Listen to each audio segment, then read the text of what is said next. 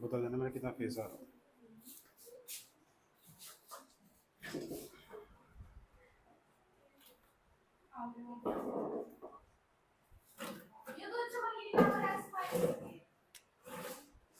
ये चमक रहा है।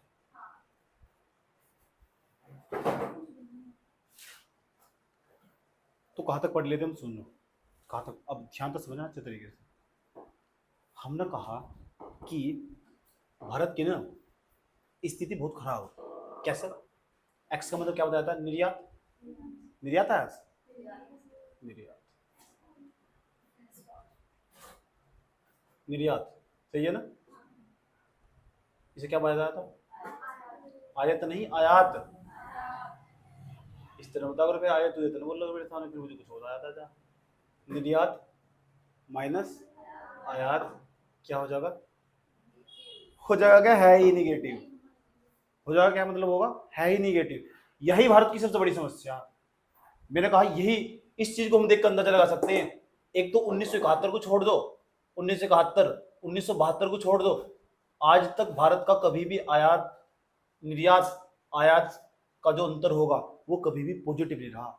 और पूरी दुनिया में एक भी देश ऐसा नहीं है कि जो जिसका निर्यात माइनस आयात निगेटिव पॉजिटिव हो।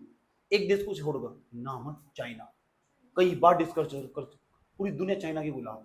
तुम कितने कह लो, चाइनीज का कितना ही विरोध कर लो, कहते हो 15 अगस्त, 26 जनवरी, समझ नहीं बहुत। और किसी स्पेशल वोकेशन पर कोई भी आ जाओ, कोई भी स्पेशल समारोह आ रहा हो तुम्हारे यहाँ, तो तुम्हारा देशभक्ति की भावना तो प्रफुल्लित होते हो और कहते हो चाइनीज वस्तु का विरोध करो। अबे भाई कहाँ तक विरोध करोगे? ऐसा समझ लो, तुम अपने शारीरिक रूप से ही तो भारतीय हो, नीचे से लेकर ऊपर अब तक तुमने जितनी भी चीजें पहनी हुई सब टोटल चाइना की। ऐसा समझ लो, एक एक में गिनवा सकता हूँ हर चीज। जो कपड़ा बनाओ ना, ये है इसका मटेरियल, ये भी चाइना का। किसका? चाइना का। तो कहां तक बच सकते हो तुम? नहीं बच सकते तुम। जब निर्यात माइनस के आयात माइनस में हो तो किसी भी देश की स्थिति एक्सटर्नल फ्रंट पर अच्छी कही नहीं जा सकती, और ये किसी का भी पॉजिटिव नहीं है। और हर देश की एक ही नीति होगी कि उस देश का निर्यात कैसे बढ़ाया जाए। आया समझ में? इसलिए भारत सरकार की जितनी भी पॉलिसी बनाई जाएगी वो हमेशा निर्यात को ध्यान में रखते हुए बनाई जाएगी। और 1991 से पहले जो हमारी स्थिति थी, 1991 से पहले हमारी स्थिति अलग थी। 1991 से पहले ना हम आयात पर ज्यादा ध्यान देते थे। आया समझ में? आयात को कम करते थे, सोचते थे उन सभी चीजों का। मैंने कहा इसे पॉजिटिव बनाने के दो तरीके। नंबर फर्स्ट, क्या तो इसे बढ़ा दो, इसे घटा दो, इसे बढ़ा दो। तो मानो ना 1991 से पहले पहले आयात प्रतिस्थापन की नीति को अपनाया था। उन सब हम बहुत नारा दे रहे थे। इंदिरा गांधी की सरकार ने कई बार कहा आत्मनिर्भर बनो, साइकिल चलाओ, पेट्रोल डीजल की जरूरत क्या पड़ रही तुम। आया समझ में? थोड़ा शरीर भी तुम्हारा सही रहेगा। आयात कम कर देना चाहिए। आयात कम तो कर नहीं सकते, उन सब चीजों को देश के अंदर बनाना चाहिए जिसे हम बाहर से खरीद कर लेकर आ रहे। पेट्रोल डीजल देश में बनाओ ना, ऐसी तकनीक पैदा कर दो। ऐसी नीति थी हमारी, इसे बोलते हैं आयात प्रतिस्थापन। तो भारत की जो नीति थी ना वैश्वीकरण से पहले, वो आयात प्रतिस्थापन की थी। कहते हैं वक्त बदल जाता, समय बदल जाता और लोग भी बदल जाते हैं। आए समझ में? और सोच भी बदलती है और विचार भी बदलते हैं। इस तरह 1991 के बाद आर्थिक सुधारों के कार्यक्रम स्टार्ट हुए, एलपीजी आया, और जब एलपीजी आया तो सब कुछ तो बदल दिया, सब कुछ तो बदल दिया। और जब बदलने के बाद हुआ क्या?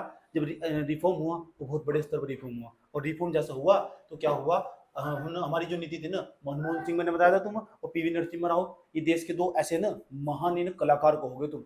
जब देश ना ऐसी स्थिति में फंसा हुआ था, जब भारत के पास विदेशी मुद्रा भंडार $1 बिलियन से कम, जो मात्र 13 दिन के लिए आयात के लिए पर्याप्त था, देश की स्थिति एक्सटर्नल फ्रंट पर बहुत ज्यादा बिगड़ चुकी थी। तब भारत की आरबीआई ने भारत के सोने को गिरवी उठाकर आईएमएफ के पास रखा था, तब जाकर उन्होंने लोन दिया था। ऐसा कौन सा देश था जिसके सामने हमने हाथ नहीं फैलाए थे?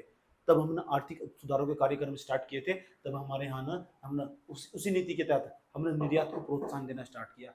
आज हम ना पूरी दुनिया में ठीक ठीक ठाक तरीके से निर्यात कर रहे, लोग भारत की वस्तु पसंद भी कर रहे, लेकिन निर्यात बढ़ना चाहिए। क्यों? निर्यात बढ़ेगा ना तो हमारे पास हमारे आरबीआई के जो खजाना होगा उसके अंदर डॉलर चला जाएगा, और डॉलर ना विदेशी मुद्रा भंडार का काम करता होगा। और विदेशी मुद्रा भंडार का कितना महत्व इसे बताने की कोई आवश्यकता नहीं है।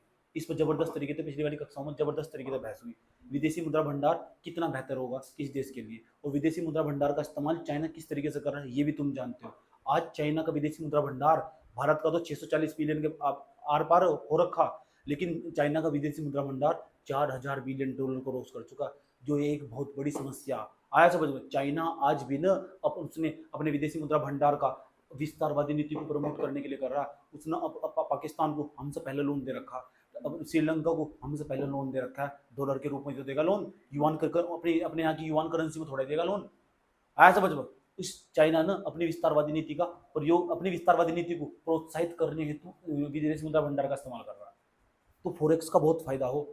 हम कह सकते हैं किसी देश के अगर खजाने में किसी देश के आरबीआई के पास अकाउंट होगा, उस अकाउंट के अंदर जो विदेशी मुद्रा भंडार जिसमें रखा जाता है, उसके अंदर अगर डॉलर की मात्रा ज्यादा होगी ना, तो यहाँ बाहर के जो निवेशक होंगे हमारी ओर आकर्षित होंगे। वे कहेंगे भारत देश की स्थिति बहुत अच्छी है। आज हम 5वें नंबर पर विदेशी मुद्रा भंडार के मामले में, जब कभी हमारी हालत 1991 में कितनी बेकार थी। आज तो भगवान का दिया सब कुछ है, धन दौलत है, आज शोहरत तो सब कुछ है, एक चीज नहीं है। आज समझ में वो क्या है। मैंने कहा था भारत का विदेशी मुद्रा भंडार बढ़ रहा है, नहीं बढ़ रहा, लेकिन उससे बढ़ने का पता क्या कारण है। उसका बढ़ने के 3 कारण बताए थे। Number first FPI, number 2 portfolio निवेशक कहते हैं सर, पोर्टफोलियो एफपीआई जो 1992 में भारत सरकार की नीति आई। उसके बाद मैंने कहा जो पोर्टफोलियो निवेशक है ना, ये बड़े खतरनाक, देश के किसी कोने में बैठे हुए हैं, इंटरनेशनल मार्केट पर इनकी नजर है। जो भी इकोनॉमी इन अच्छे मोड में जाता हुआ दिखाई देगा, एक मार्केट से पैसे निकाल लेंगे, दूसरी मार्केट में डाल देंगे जाकर। इन्हें पता लग जाएगा भारत की स्थिति डमाडोल होने वाली, भारत की मार्केट से पैसा निकाल लेंगे, और निकाल लेंगे जबरदस्त मात्रा में पैसा निकालते हैं। जब निकालते हैं तो बहुत निकालते हैं, और जब किसी के यहाँ डालते हैं तो बहुत ज्यादा मात्रा में पैसा डालते हैं, उसे अमीर बना देते हैं। जब किसी के यहाँ से निकालते हैं तो इतना निकालते हैं, उसे करोड़पति करोड़पति बना देते हैं। इतने खतरनाक है, पूरी दुनिया में बैठे हुए हैं ये, कहीं भी तुम भी हो सको, मैं भी हो सकूं, कोई भी हो सके, जिन्हें जो भी इकोनॉमी अच्छे मोड में जाता दिखाई देगा उसमें उठाकर पैसा डाल देंगे। तो भारत का जो विदेशी मुद्रा भंडार बढ़ रहा है ना, एफपीआई के कारण बढ़ रहा है। जितनी जल्दी डाल रहा है ना, इतनी जल्दी निकाल भी लेंगे, इन पर भरोसा नहीं करा जा सकता। समझ में आया बात है। दूसरी नीति बताई थी एफडीआई की नीति, फॉरेन डायरेक्ट इन्वेस्टमेंट जिसे बोलते हैं, प्रत्यक्ष विदेशी निवेश। ये आ जाए, हो सकता है ये आइडिया वोडाफोन वाले, इन पर भरोसा नहीं करा जा सकता। कल को अपनी कंपनी उठाकर अपने देश वापस चले गए हैं, फिर क्या करोगे इनका। भारत का विदेशी मुद्रा भंडार ना निर्यात के कारण बढ़ना चाहिए। आया समझ में। अगर तुम निर्यात कर पाओगे ना, वो पैसा तुम्हारा होगा, तुम्हारी मर्जी, जब तक चाहे तुम जब तक संभाल कर रखो। आया समझ में। तो भारत की विदेशी मुद्रा भंडार का बढ़ने का ना अन्य कारण, वो कारण नहीं है जो होना चाहिए। भारत के विदेशी मुद्रा भंडार के बढ़ने के 3 कारण, और तीनों के 3 शॉर्ट टर्म्स आए। फायदा तो वो हो जो लॉन्ग टर्म्स हो। प्यार खुशी देता, सब जानते हैं, लघुकालिक होगी। आया समझ में। प्यार जब वो शादी में तब्दील हो जाए, फिर दीर्घकालिक खुशी होगी। क्यों जी, क्या कहते हो, इससे बढ़िया शादी कर लो। क्यों जी, सही बात है गलत बात है? अरे सही बात है कि नहीं गलत बात है, आप बताओ। तो प्रेम क्या होगा? प्रेम वो हो जो दीर्घकालिक हो, लघुकालिक नहीं है। आया समझ में। आजकल की जनरेशन इस तरह के उदाहरण देने पड़ते हैं मुझे। तो निर्यात माइनस क्या बात समझ में आई। तो भारत का जो विदेशी मुद्रा भंडार वो बढ़ रहा है, हाँ बढ़ रहा है। कारण दूसरा, number first FPI, number 2 FDI, number 3 NRI, non resident Indian. ये बहुत खतरनाक है। ये अपन बड़ी मात्रा में पैसा भेजते हैं, और जब भी भेजते हैं रुपए में थोड़ा भेजोगे, किसमें भेजेंगे? डॉलर में। डॉलर में भेजेंगे तो भारत की जो आरबीआई की टोकरी, उसके अंदर पैसा बढ़ता चला जाएगा, विदेशी मुद्रा भंडार। लेकिन ये होना नहीं चाहिए। हो अच्छी बात है, लेकिन ये शॉर्ट टर्म्स, ये हमारा जो टारगेट बनाया है हमने, ये शॉर्ट टर्म्स और आंकड़ों में आंकड़े दिखाए जा रहे हैं, बस लोगों को बेवकूफ बना जा रहा है। अभी हिम्मत है ना तो भारत का निर्यात बढ़ाओ। मैंने तुम्हें इतने अच्छे उदाहरण दिए थे, अगर अभी तुम उदाहरण दो ना तो तुम्हारा दिल भरा आगा। देखो मैंने कहा था चाइना के साथ ना हमारा जो ट्रेड डेफिसिट, चाइना को हमने ना 67, चाइना के, ये चाइना हमारा, ठीक, ये इंडिया, हमारे दोनों के बीच में ना 90 बिलियन डॉलर, जी हाँ 90 बिलियन डॉलर इनका आयात हुआ, ट्रेड हुआ। इस 90 बिलियन डॉलर में था ना 67 बिलियन डॉलर, 67 बिलियन डॉलर ना उसका चाइना ने भारत को सामान भेज दिया इंडिया के अंदर। और पता भारत ने कितना भेजा? भारत ने भेजा केवल 23 बिलियन डॉलर का। भारत की वस्तुएं कोई पसंद नहीं करता, तुम्हारा नोकिया का फोन कौन पसंद करेगा? 23 बिलियन डॉलर का व्यापार। घाटा कितना हुआ? इसमें से घटाओगे 7 में घटाओगे 23 घटाओगे तो कितना बैठेगा? 44। तो 44 बिलियन डॉलर का हमें ट्रेड डेफिसिट होगा, व्यापार घाटा होगा। इसे तो बोलते हैं व्यापार घाटा। इसका मतलब हमें इनके साथ ट्रेड करने में कोई भलाई नहीं है। यानी भारत के अंदर ना ये ऐसा क्यों हुआ? क्योंकि तकनीक का भाव। अब तकनीक का भाव क्यों? क्योंकि यहाँ का बच्चा ही नहीं पढ़ेगा।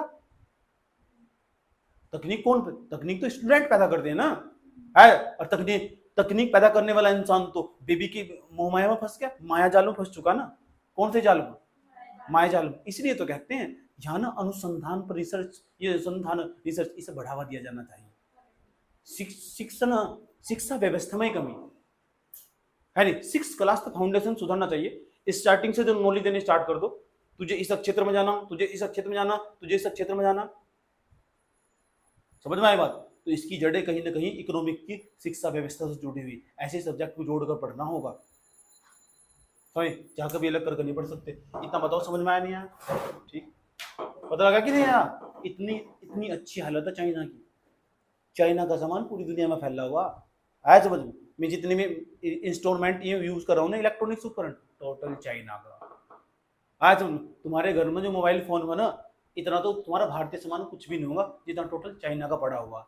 चाहे देश के अंदर कितनी देशभक्ति भावना प्रबल कर लो, आया समझ में? लेकिन वो उनका ही काम है जो अनपढ़ लोग, जो देशभक्ति तो प्रफुल्लित होते हैं। अभी पूरी जानकारी भी तो होनी चाहिए। तुम देखो देश का हाल क्या, देख लो कितना ट्रेड डेफिसिट है।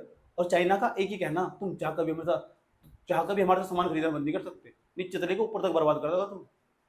अगर चाइना ना होता, जिस माइक से मैं बोल के पढ़ा रहा हूँ ना, तुम यू नो इतनी क्लीन आवाज कैसे आती है, सुरीली आवाज कैसे सुनाई देती है तुम? वही मजा तो तुम बना लो भाई, लेकिन तुम क्यों बनाओगे? नहीं, ये तो शाहरुख खान की पिक्चर देखेंगे तो दिल वाले दुल्हनिया ले जाएंगे, फिर ऐसे ऐसे इम्प्लीमेंटेशन करेंगे। ऐसे समझ में, लड़कियां बैठ के सोचेगी शाहरुख खान मुझे लेने क्यों नहीं आया, और लड़का बैठ के सोचेगा काजोल क्यों नहीं आई। तो भारतीय सिनेमा ने कठिनाई पैदा करी, समझ में आया नहीं यार? कठिनाई तो पैदा करी भारतीय सिनेमा ने, बुरा हाल कर दिया, समझ में आया? चलो, तो फिर समस्या कहाँ, वो बताओ ना। तो बताओ, भारत के पास क्या अपॉर्चुनिटी होनी चाहिए? क्या भारत को अपना निर्यात बढ़ाना चाहिए? हेलो, क्या भारत को अपना निर्यात बढ़ाना चाहिए या आयात को कम कर देना चाहिए? आयात कैसे कम कर दोगे? क्या तुम पेट्रोल डीजल मंगाना बंद कर दोगे?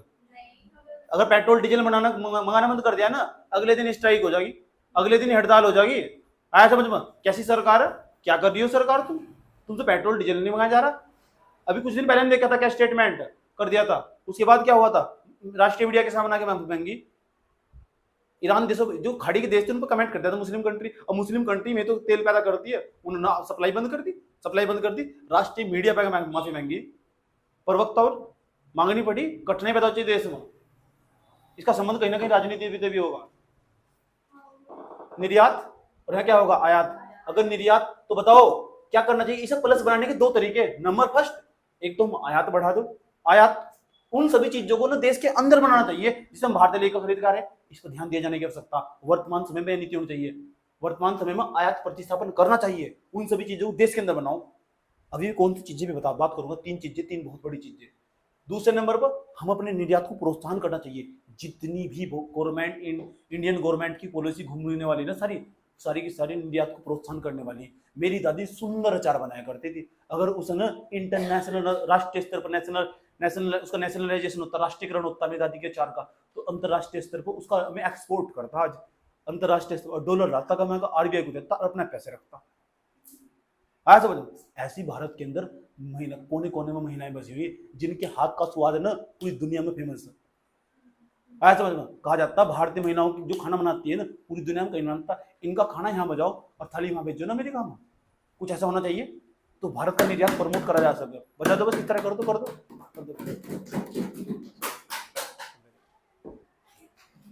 यहाँ हो तो भारत का स्ट्रेंथ ही है, ये भारत का हर इंसान को अपने स्ट्रेंथ पर मेहनत करनी चाहिए। मेरा स्ट्रेंथ पढ़ाने में, अगर मैं इसके बियॉन्ड जाकर काम करने की कोशिश करूंगा ना, अगर मैं कंपनी जाऊंगा 7,000, सेटिस्फैक्शन ही नहीं मिलने का मुझे, क्योंकि मेरा स्ट्रेंथ नहीं है ना। अब तुम पढ़ाई छोड़ो कुछ और करोगे, कर तो लोगे, सेटिस्फैक्शन नहीं मिलने का, चाहे कुछ भी कर रहे। इसका क्या मतलब होगा? इसका ये मतलब होगा कि तुम्हारा वो स्ट्रेंथ नहीं है, तुम करने की कोशिश कर रहे, तुम्हारा स्ट्रेंथ पढ़ाई है। फर्स्ट भी वही था और लास्ट भी वही है। समझ में आया नहीं है? तो इंसान को अपने स्ट्रेंथ पर मेहनत करनी चाहिए और भारत को अपने स्ट्रेंथ पर मेहनत करनी चाहिए। और भारत का स्ट्रेंथ निर्यात, क्योंकि भारत के अंदर ऐसी बहुत सी वस्तुएं जिनकी वर्ल्ड के अंदर डिमांड है। जब अमेरिकन लोग यहाँ घूमने आते हैं ना तो भारत की बहुत सारी चीजें जो पसंद करते हैं और जो गाँव में बनती है, ग्रामीण जीवन जी के जाते हैं। एक तो मेरी फ्रेंड थी जो जर्मनी तो घूमने आई थी, आया समझ में, अब पंचजली में रुकी हो कि कहाँ? पंचजली में। अब मैंने उसको आसपास के 3-4 गाँव में घुमाया। समझ में आया बात? क्या जर्मनी की। समझ रहे हो? और उड़ान परियोजना में उसने मेरे साथ काम करा था, गली गली जाते थे। जापान की थी, जापान जर्मनी घूमती रहती है, कभी जापान कभी जर्मनी। उसने मुझे जाके बाद में वीडियो कॉल भी करा। समझ में आया?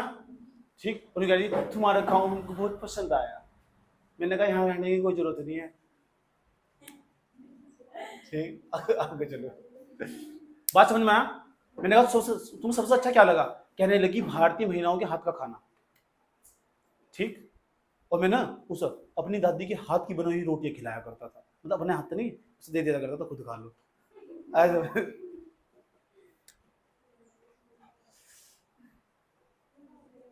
लेकिन वो इसलिए काम करती थी, उसके पेरेंट्स भारत के मूल निवासी थे, ऐसे उसलिए भारत का ना आंतरिक जुड़ाव था। वो पैदा बाहर हुई थी 2011-12 के आसपास है। क्यों, कोई दिक्कत है क्या?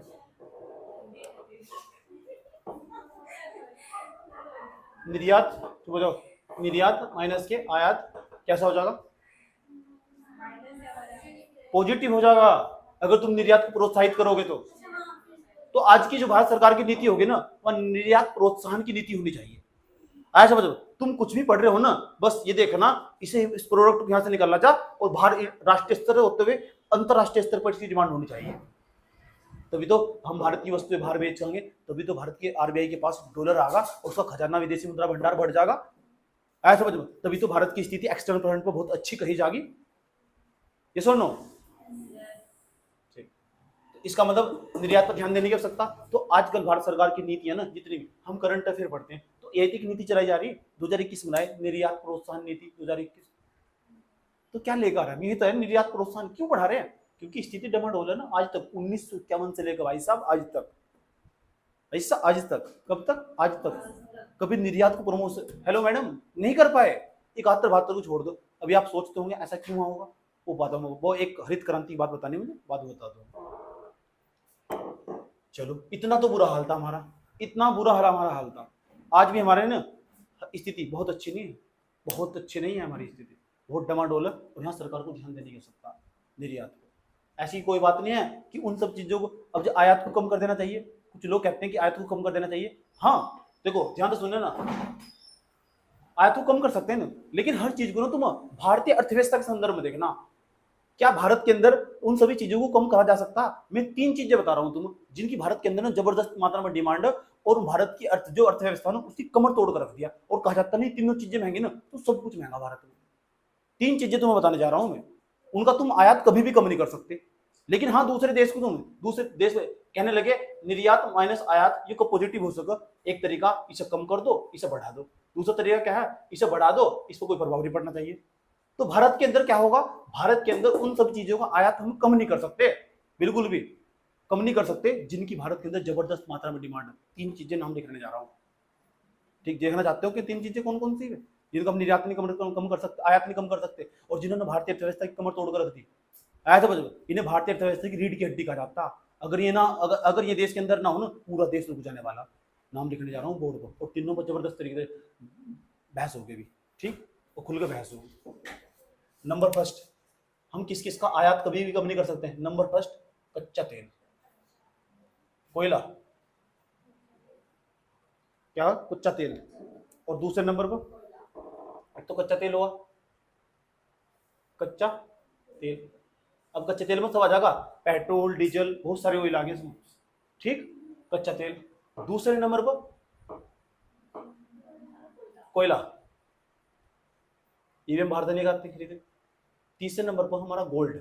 अब आधे बच्चे ने सोचा गोल्ड की जरूरत क्या है, इसे क्यों नहीं बंद कर सकते? चलो, इसके बिना तो देश चल जाएगा, इनके बिना देश चलेगा, इसके बिना चलना देश, इसके बिना चले जाएगा, इसकी जरूरत क्या है? आज इस पर जबरदस्त तरीके से बहस होगी। तो कच्चा तेल है। अब कच्चा तेल के बारे में सुनो। भारत के अंदर एक ही बात कही जाएगी, पता क्या? कच्चा तेल महंगा ना, अगर पेट्रोल डीजल महंगा तो सब कुछ महंगा, सब कुछ महंगा। और पेट्रोल डीजल के जो दाम है ना, वे बढ़ते हैं, पता कौन? तेल की कंपनियां बढ़ागी, राष्ट्रीय स्तर पर नहीं बढ़ाने की, अंतरराष्ट्रीय स्तर पर बढ़ागी बाहर की कंपनियां। कच्चा तेल के दाम ना अंतरराष्ट्रीय मार्केट में बढ़ते हैं, उसके अनेक कारण होते हैं। नंबर फर्स्ट, जितने भी जो भी देश तेल निकालते हैं, उन्होंने खुद ही दाम के प्राइस कम कर दिया, या उन्होंने सप्लाई कम कर दी। आया समझ में? ये हमारे हाथ में नहीं है। अब कहते हैं भारत के अंदर पेट्रोल का दाम बढ़ता जा रहा है 120 130, इसमें मोदी सरकार का कोई रोल नहीं है। सब वर्ल्ड इकोनॉमिक्स है, बेवकूफ अनपढ़ वाली बातें सारी की सारी हैं। हाँ तुम ऐसा कह सकते हो कि टैक्स लगाते हो इसको भरमार मात्रा में, ये कहना सही होगा मोदी सरकार पेट्रोल के दाम बढ़ा दिए। बेवकूफ वाली बातें, यही तो अनपढ़ता का प्रतीक होगा तुम्हारा।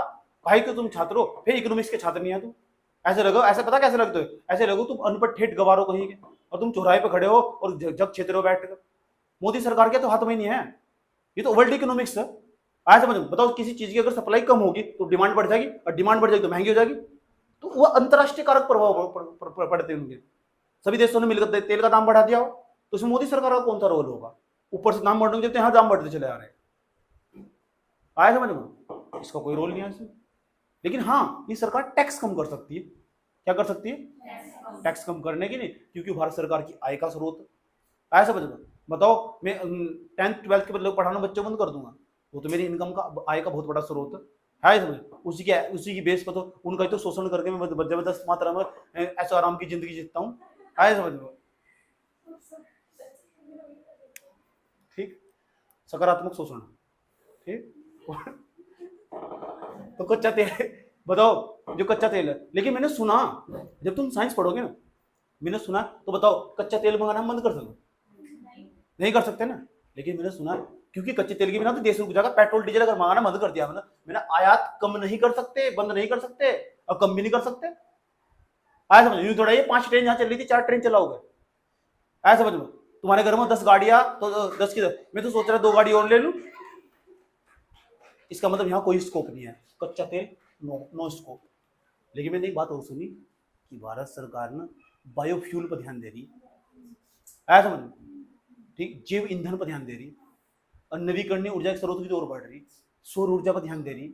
हाँ, इसके बारे में तुम्हें पता कौन बताएगा? साइंस वाले सर बताएंगे कि साइंस में इसका जुगाड़ साइंस में। और मुझे पूरी उम्मीद है 4 5 10 साल के अंदर ना साइंस इतनी तरक्की कर लगा, इसमें ना आत्मनिर्भर बन जाएंगे।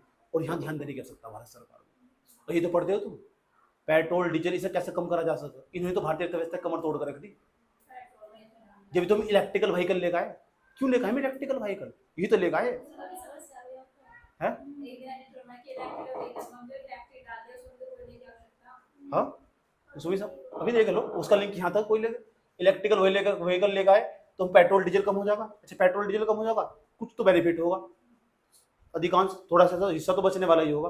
बायोफ्यूल की बात चल रही, बायोफ्यूल का मतलब है जो गन्ना होगा ना, गन्ने का जो राब सिरा निकलता होगा उससे पेट्रोल डीजल बनाएगा, उससे चल जाएगा काम। नए नए विकल्प तलाश रहे, तो विकल्प इसे रिप्लेस कौन कर सकता? साइंस। और मुझे साइंस पूरा विश्वास है, टेक्नोलॉजी में मुझे पूरा विश्वास है। वो तेजी के साथ कभी भी एक जैसे नहीं, टेक्नोलॉजी लगातार बदलती रहती है। और मुझे पूरी उम्मीद है यहाँ ना 4 5 10 साल में हम आत्मनिर्भरता प्राप्त कर लेंगे, और बहुत अच्छी बात होगी देश के लिए। और यहाँ जो पैसा हम यहाँ खर्च कर रहे थे ना कच्चे तेल पर, वो फिर हम कहीं और खर्च करेंगे। भारत की शिक्षा व्यवस्था पर खर्च करना चाहिए पैसा। आया समझ में? जो भारत का वित्त आयोग है ना, उसकी 15 वित्त आयोग की तुम रिपोर्ट पढ़ना। 15 जो वित्त आयोग, एन के सिंह उसके अध्यक्ष थे। भारत की शिक्षा व्यवस्था के जितना पैसा खर्च किया जाना चाहिए ना, उतना नहीं। उनके तो हम पासंग भी नहीं है, अमेरिका अब शिक्षा व्यवस्था भी इतना पैसा खर्च करता, पासंग भी नहीं उनके। आया समझ में? इतना बुरा हाल है। कच्चा तेल की बात कर रहे थे, तो बताओ कच्चे तेल को बंद कर दोगे? क्यों? क्योंकि देश डूब जाओ। क्या तुम अपने देश को रोकना चाहोगे? कोई भी नहीं चाहने का ना। आया समझ? क्या तुम चाहोगे कि तुम बड़े वाली गाड़ी छोड़कर तुम मोटरसाइकिल पर जाओ, और साइकिल छोड़कर साइकिल पर जाओ? कभी नहीं चाहेंगे। आया समझ? इसका मतलब देश रुक जाएगा, देश रुक जाएगा। यहाँ कोई स्कोप नहीं है। इसे कोई रिप्लेस कर सका ना तो साइंस और कोई नहीं है। साइंस की जब तक तरक्की नहीं होने की, तो जब तक नए विकल्प में भारत के अंदर ही मौजूद संसाधनों का उपयोग कर हम कच्चे तेल को रिप्लेस कर देना होगा। ऐसे नवीन ऐसे अनुसंधान, ऐसे रिसर्च करने होंगे, ऐसे नवीन उपकरण तलाशने होंगे, ऐसे विकल्प की तलाश करनी होगी। ऐसे तो तुम एडिटोरियल, ऐसे तो क्वेश्चन के आंसर राइटिंग में देते हो तुम। ये तो सजेशन होना चाहिए तुम्हारा, थॉट प्रोसेस डेवलप होना चाहिए, सब चीज तुम्हारे भीतर है। पता है, जो दुनिया समझना बंद कर देना तो फिर खुद के भीतर झांको, सब दिखाई देगा। कितनी बार समझ आया? दुनिया में उसने सबसे अच्छी बात कर ली जिसने खुद ही खुद से मुलाकात कर ली। है समझ? क्या कहा? एक सुर में बोल लो।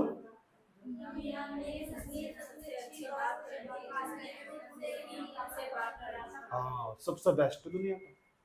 चलो,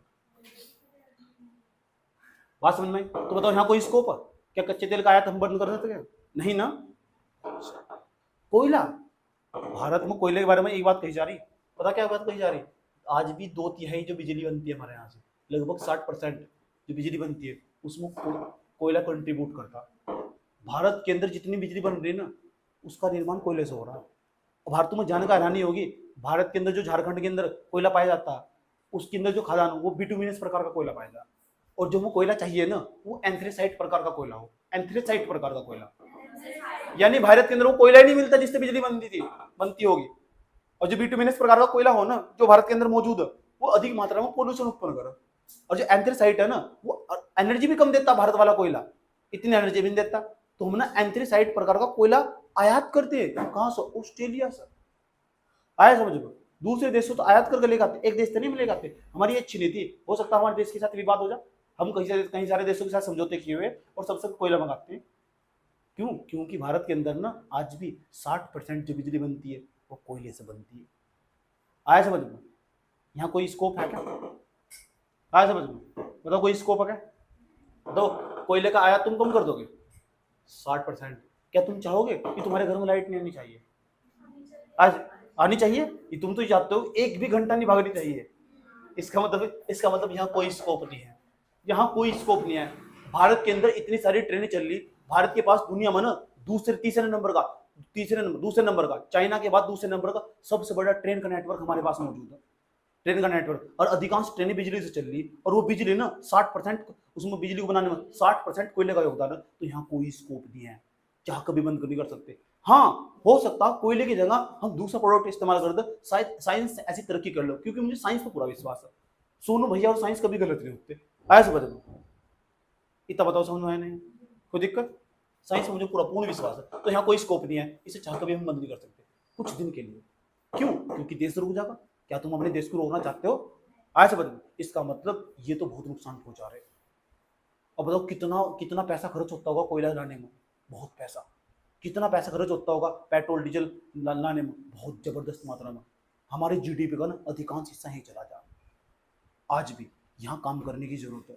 भारत सरकार जबरदस्त तरीके से यहाँ काम कर रही, लेकिन आज तक विफल है। चाहे कोई सी नीति बनाई हो, कोई सा अधिनियम पारित कर दिया हो, आज तक विफल है। क्यों? क्योंकि तकनीक का अभाव है और टेक्नोलॉजी हमारे पास मौजूद है। क्या हमारे भारत की धरती के अंदर पेट्रोल डीजल मौजूद नहीं है? क्या भारत के संदर्भ कहा जाता है असम के अंदर डिग्रीबोई जी से बोलते हैं, वहां ना ये भी कहा जाता है, वहां ना तेल के कुएं पाए जा। हमारे पास वो टेक्नोलॉजी नहीं है जिससे निकाला जा, और कोई हम अपनी टेक्नोलॉजी नहीं तो यार नहीं है। अगर उन्होंने अपनी टेक्नोलॉजी दे दी तो फिर भारत भी फिर अमीर हो जाएगा, और कोई ये देश चाहने का नहीं कि भारत भी अमीर हो जाए। आज समझ में? तो यहाँ काम करने की जरूरत है। एक जगह तो निकालते थे, बम्बई तो तेल निकालते भी थे, उसके बाद कटनी पैदा हो गई थे, बंद कर दिया गया। इससे अच्छा मुआवजे मंगा लेते थे। ठीक। और सुनने में भी आया ये तो अब तो जो कच्चा तेल होगा, कच्चे तेल के ना भंडार बनाए जा रहे। भारत एक नई नीति पर ध्यान दे रही है। कहा जाता है, मैंने एक उसमें पढ़ रहा था, क्या कहते हैं उसमें, न्यूज़पेपर में, कि अमेरिका के अंदर भी भारत ने अपने भंडार बना रखे हैं पेट्रोल के डीजल के। मतलब खरीद लो और वहीं रख दो, जब भी हमें जरूरत हो रख लो। जब भी, क्योंकि पेट्रोल डीजल के दाम घटते बढ़ते रहते हैं ना, जब पता लग गया कि दाम बढ़ गए तो वो वाला अमेरिका वाला किसी और को बेच दो और हम लाभ हो जाएगा। अच्छा काम है कि नहीं है? और मैंने सुना कि भारत के अंदर भी इसके स्टोरेज बनाए गए। एक तो उत्तर प्रदेश के अंदर, और एक असम के अंदर डिग्रीबोई के अंदर, और यह केरल के अंदर भी है, और जगह जगह इसके स्टोरेज बनाए गए, भंडारण किया गया इसका। ऐसे समझ, ताकि हम समस्या ना खड़ी हो इन फ्यूचर। बार बार पता लग रहा है कि वो जो भंडार बनाए गए ना भारत में, वो 2-3 साल के लिए पर्याप्त है। अगर हम आज भी तेल खरीदना बंद कर देना तो ये भारत सरकार का अच्छा मूवमेंट कहा जा सकता है, लेकिन लॉन्ग टर्म नहीं है ना। ऐसा समझो, इसका एक ही इलाज है, साइंस। और साइंस और सोनू भैया कभी क्या नहीं होते? गलत नहीं होते। साइंस कभी गलती नहीं हो सकती। ऐसा समझो, चाहे कहीं फिट कर लो। तो इसका मतलब मुझे पूरा पूर्ण विश्वास है 5, 7, 10 सालों के अंदर ना, तब तक तुम्हारे बच्चे पैदा हो चुके होंगे, तब तक कोयला और कच्चा तेल ना, इनका तो हमने प्रतिस्थापन कर दिया होगा। इन्होंने तो कह दिया चलो चलो बाय बाय, तुम्हारा काम नहीं है। आया समझ में? लेकिन इन्होंने भारतीय अर्थव्यवस्था का बुरा हाल करके रख दिया। आया समझ में? यहाँ ध्यान देने की आवश्यकता। ठीक। अभी जो कुछ भी पढ़ोगे ना, तो तुम्हारे दिमाग में कच्चा तेल और कोयला कभी निकलने वाली है। समझ में आया बात है? बहुत बुरा हाल कर दे। यहाँ कोई स्कोप नहीं है, ये हम चाह कभी से बंद नहीं कर सकते, इसका आयात चाह कभी बंद नहीं कर सकते। अब तुम्हारे दिमाग में जरूर आएगा इसका सुनने का क्या काम, उसे बंद करो ना। आया समझ में? ठीक, सुनने का क्या काम, सुनने के बारे में बताता हूँ। भारत के अंदर ना शादी सब लोग करोगे? सुना मैंने भारत की जनसंख्या 140 करोड़ होने वाली, सुना ना? 140 करोड़ लोग शादी करेंगे, ठीक। और शादी में सबसे ज्यादा मात्रा में सबसे पहले जो महिलाएं होती है, आया समझ में, लड़की की घर वाली क्या देखती है, कितना सोना चढ़ा है। ऐसा कोई व्यक्ति होगा जिसे सुनने की जरूरत नहीं होगी? ऐसी कोई महिला होगी? अभी तुम कह सकते हो यूपीएससी तैयारी करी तो मैं तो लूंगी नहीं है वो फलाना का, ये 4 दिन 5 दिन की चौंचलेबाजी सब करते हैं। ऐसा समझ, सुन लो, ध्यान लगा, क्योंकि सुनने का ना भारत में सांस्कृतिक महत्व है। और भारत के अंदर ना इतनी बड़ी जनसंख्या के अंदर सुनने की जबरदस्त मात्रा में डिमांड है, चाह कभी तुम रोक नहीं सकते। मांग है कि नहीं है यहाँ से? सुनने बताओ, गोल्ड की हमारे पास मांग है कि नहीं है? मांग है नहीं है? मांग, डिमांड ज्यादा भारत के अंदर, ठीक। आपूर्ति है हमारे यहाँ, भारत के अंदर सोना निकाला जा रहा है क्या? आपूर्ति जीरो। सुना था मैंने कि भारत के अंदर धारवाड़ गर्म की चट्टानों में कर्नाटक के अंदर तो सोना निकाला जाता था।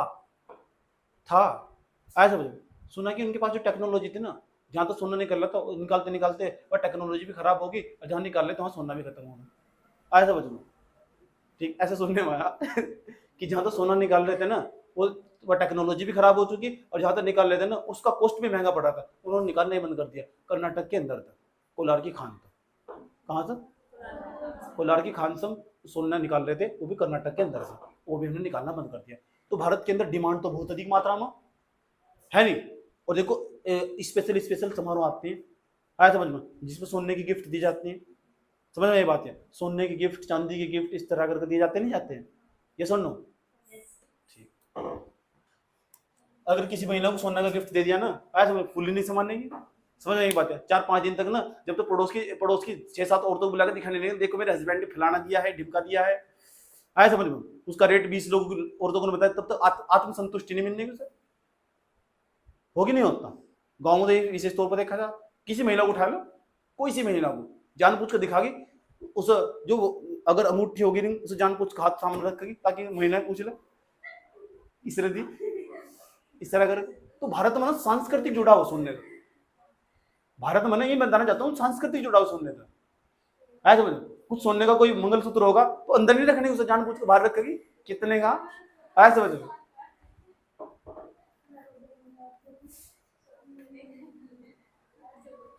देखो सुनो, अब तुम्हारी अंकें फटने वाली। भारत के अंदर एक साल में ना, भारत के अंदर एक साल में जी हाँ, एक साल में 800 से लेकर 900 मैट्रिक टन, कितना? 900 मैट्रिक टन, 800 से लेकर 900 मैट्रिक टन सोना आयात करा जा रहा है। अब इन समझ में आने का, एक मैट्रिक टन में 1000 किलो हो, एक मैट्रिक टन में 1000 किलो हो, और हम सोना खरीद के ले जाते हैं 800 से लेकर 900। 800 की तुम 1000 से गुणा कर दो, इतने किलो सोना हम खरीद के लेके आ रहे हैं, मैट्रिक टन।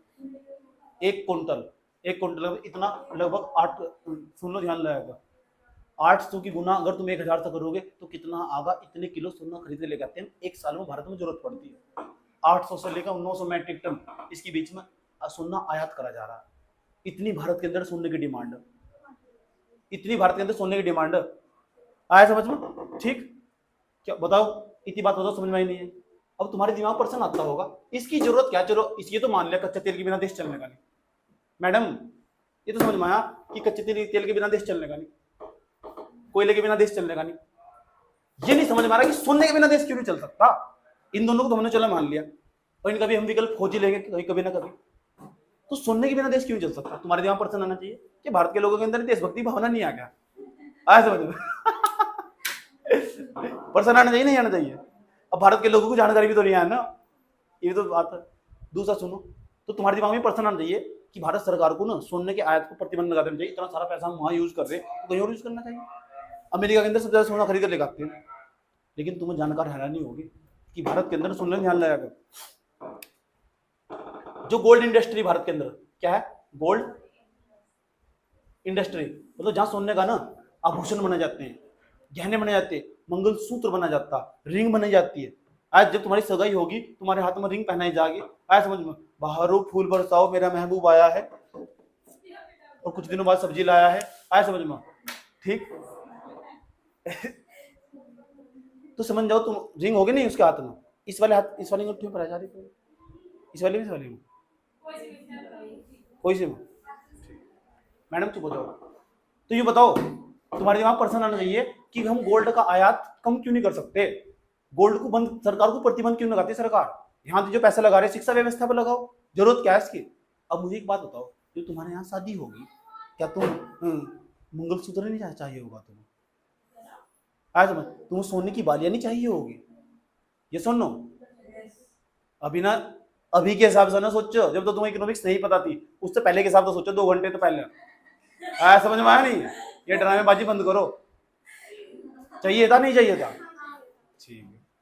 क्यों, क्योंकि भारत के अंदर ना सोने का सांस्कृतिक महत्व है, और मैंने तो ये भी सुना कि भारत के अंदर ना एक मंदिर ऐसा भी है वहां ना एक दिन के अंदर एक 1000 किलो सोना चढ़ जा, हाँ नाम बता रहा हूँ, तिरुपति बालाजी मंदिर, तिरुपति बालाजी मंदिर, वहां का प्रसाद हो, सोने में प्रसाद चढ़ाते हो, सोच सकते हो तुम, इतना बुरा, ओह इतना बुरा हाल है देश के अंदर, सोच सकते हो, सांस्कृतिक जुड़ा हुआ ना लोगों का।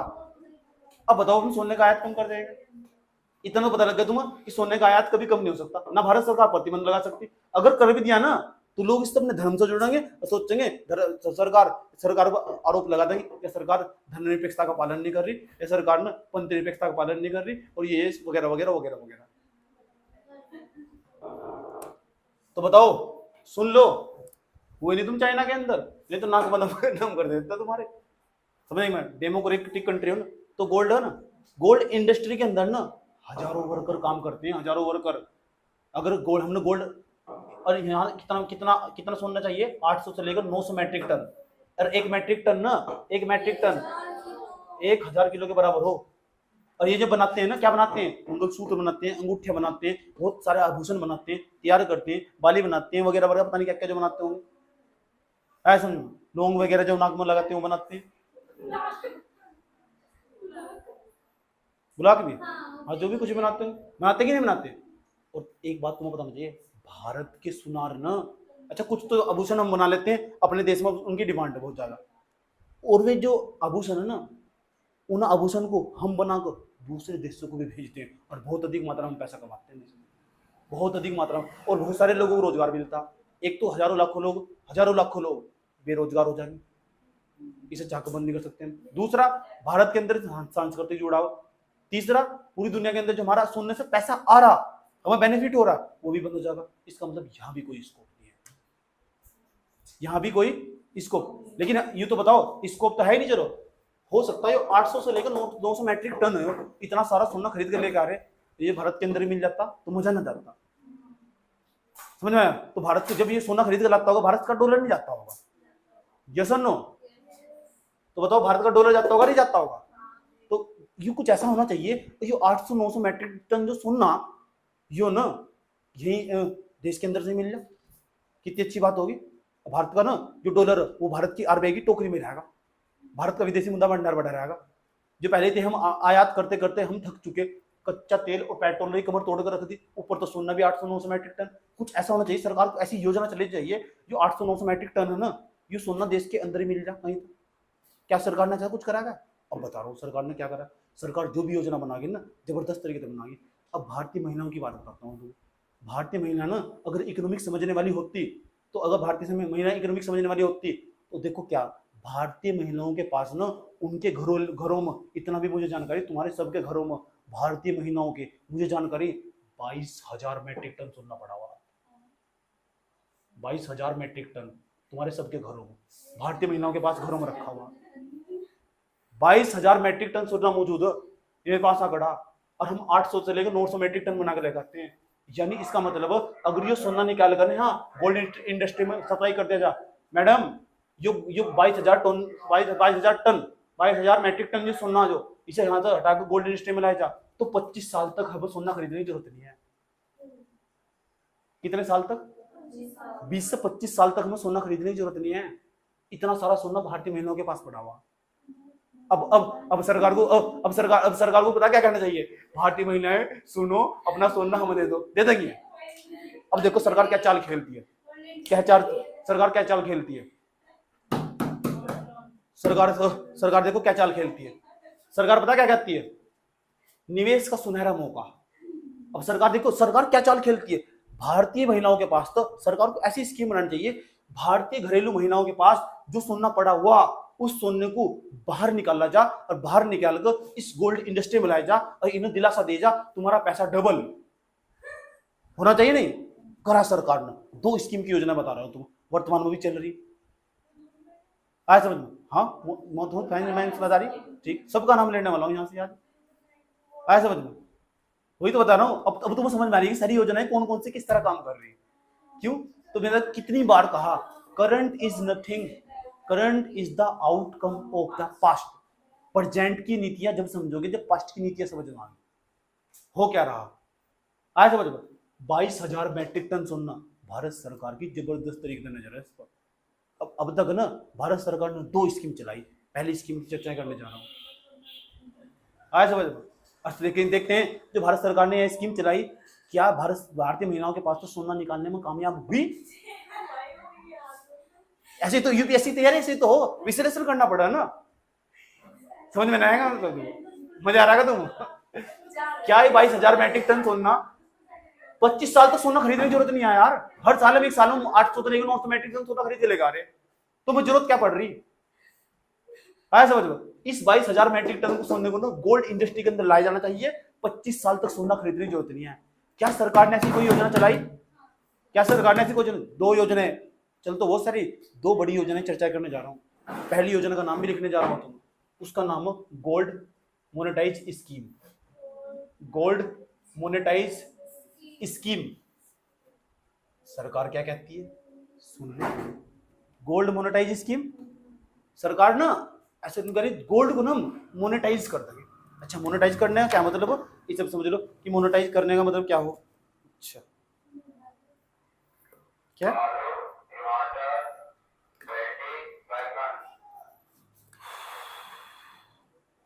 बताओ दिमाग समझ में नहीं है क्या, कौन सी स्कीम चलाई, गोल्ड स्कीम, सोने को ना मोनेटाइज करने की योजना, स्कीम योजना, इस सोने को कैसे मोनेटाइज करा जाएगा। अब सरकार क्या कहती है, आप ना आपके पास जो गोल्ड मौजूद है उसे हमारे पास जमा कर दो 5 साल के लिए, और हम आपको इतना पैसा देंगे, आपके घर में रखा हुआ कोई फायदा नहीं है, आप हम ना आपको आपका पैसा डबल कर देंगे 5 साल में, जितना गोल्ड होगा, चाहे आप सोना ले लेना 5 साल बाद, और चाहे आप पैसे ले लेना डबल, इतने में आप सोना कहीं और से खरीद सकते हो।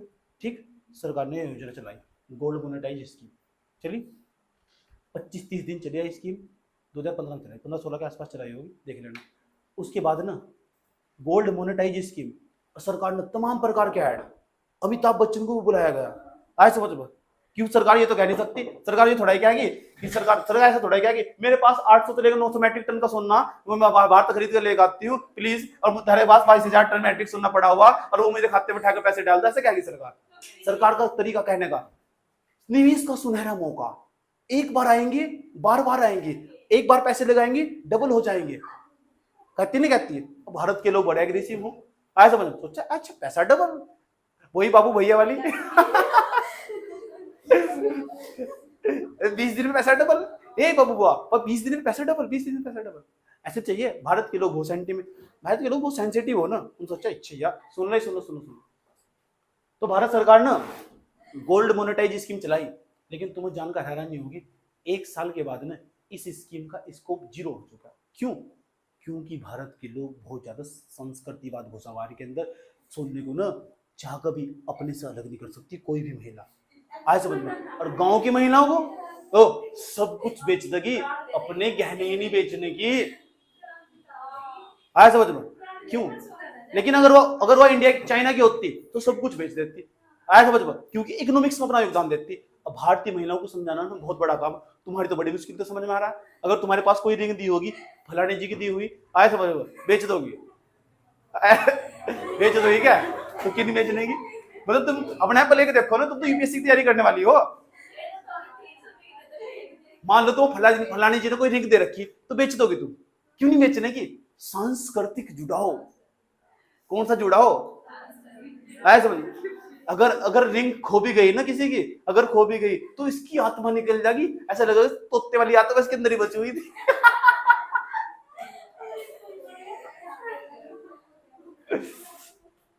इतना बताओ। तो भारत सरकार, तो पता क्या हुआ, ये स्कीम ना भारत के अंदर बहुत ज्यादा मात्रा में पॉपुलर नहीं हो पाया। गोल्ड मोनेटाइज स्कीम, धज्जियां उड़ चुकी, भारत सरकार की सर में ना दर्द हो चुका। अब तक ना ऐसा कोई उपाय नहीं सुझा पा रही सरकार कि इनके पास तो सोना ना निकाला जा सके और यहाँ गोल्ड इंडस्ट्री को सप्लाई किया जा सके और 25 साल बचाया जा सके। अब तुम सिविल सर्विस एस्पिरेंट्स हो, ऐसा बच, तुम नौकरशाही में जाने वाले, तुम इस पे ध्यान देने वाले, तुमसे पूछा जाएगा बताओ क्या क्या जाना चाहिए, भारत के लोगों को कैसे बेवकूफ बनाया जाए। मजा आ रहा नहीं आ रहा कि भारत के लोगों को बेवकूफ कैसे बनाया जाए। तो ये जो सरकार है ना बहुत बदतमीज हो भारत के लोगों को। एक और स्कीम लेकर आई है, बताता हूं तुम क्या है, उसका नाम रखे ना गोल्ड बॉन्ड।